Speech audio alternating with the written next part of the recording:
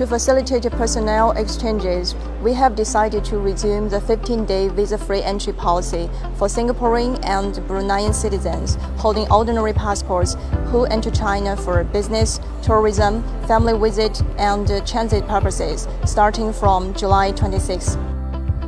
When you arrive at the airport, you can go through the procedures at any foreigner land.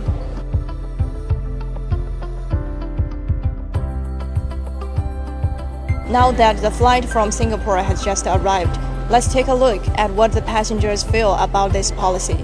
Do you know the 15-day visa-free entry policy? Yes, it was just announced 2 days ago. So it's very convenient for Singaporeans to come to China now. In the future, if I come back to China, I can come here visa-free.